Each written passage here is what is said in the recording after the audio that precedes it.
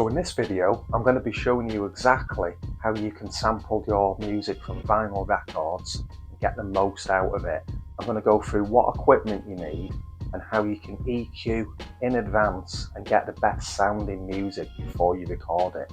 For me, it's all about capturing that raw analog sound you get from vinyl that you just can't get from other types of audio. CDs just don't sound the same. Streaming services like Spotify, the sounds are really compressed, so you just don't get that raw, that analog sound that pure vinyl can give to you. So let's have a look what equipment you need. First thing you're going to need is a turntable. Now I love my Technics turntables. I've got a Technics 1210, which is this one here. Had this a very long time, 25 years or so, and it's still lasting, it's still going good. But you can use any type of turntable that you like, it doesn't need to be a Technics. Second thing you're going to need, a DJ mixer or some sort of audio interface to connect the turntables into.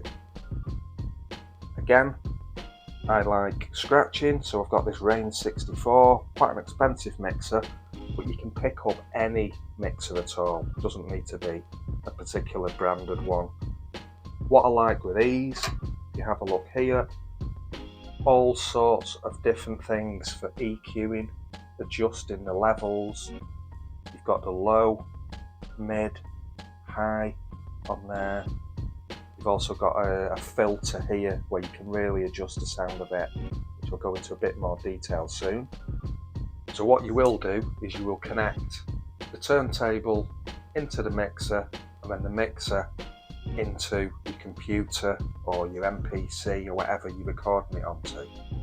I also use this Sound Blaster external sound card. So this cable here, this is coming out of the back of the DJ mixer and into this, and then this output of this is connected into the computer for recording. This is really useful because you can select what input on the computer you want to record from. You can record what you're hearing, or you can record just what's coming in from the DJ mixer.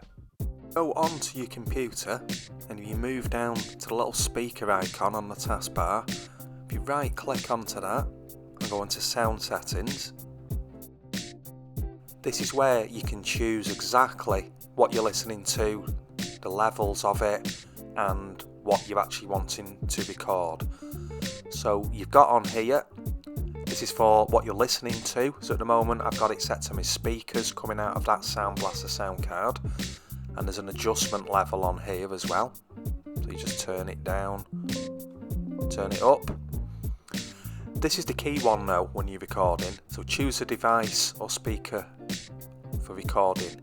So I've got several options. I've got my line in, which is into my MPC, the line in on the actual sound card.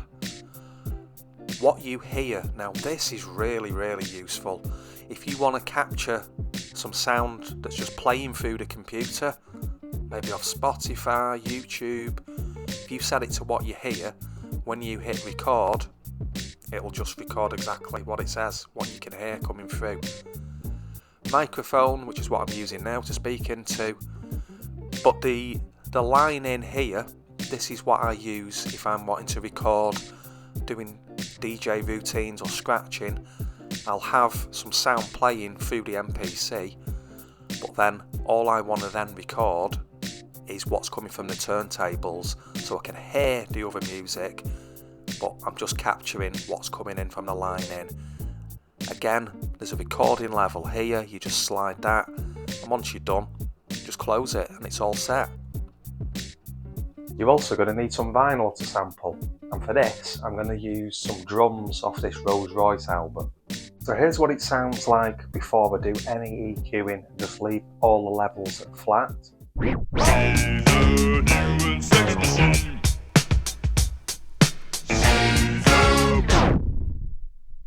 This is what it sounds like when I adjust the EQs on it.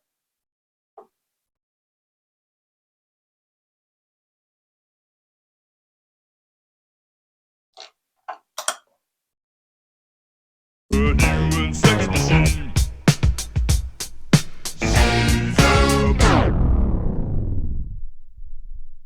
loaded those two samples into the MPC, so let's have a proper listen so you can really hear the difference in that low end, that kick sounding from the drums. So here's the one with the flat EQ.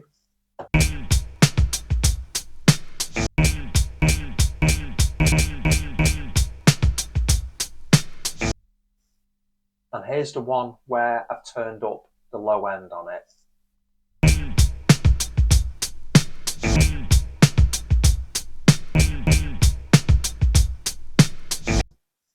Big difference. As I said, you can do this afterwards. I just find it easier to do it in advance. Just turn up, turn the dial, and then I can hear exactly that low end boosted.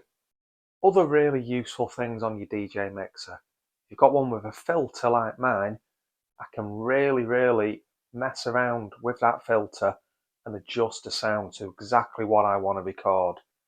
You can do this afterwards on your equipment, but I find it's much easier to do it before you actually take the sample, because you know exactly what it's going to sound like. So let's have a listen. Oh, yeah. She got the power to make you shake your rump to the funk.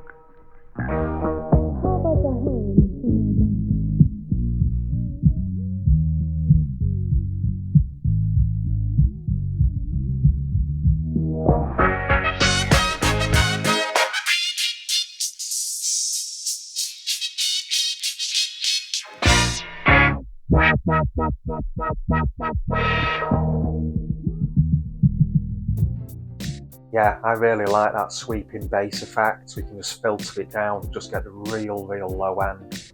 Similar to what Large Professor did in Nas' halftime track, where he just filtered something down, just turned it into a bass line. Great technique. So I hope you found this useful. Hope you found some good hints and tips on sampling on here. Let me know, drop a comment, leave a like, and subscribe if you want to see more. Thanks.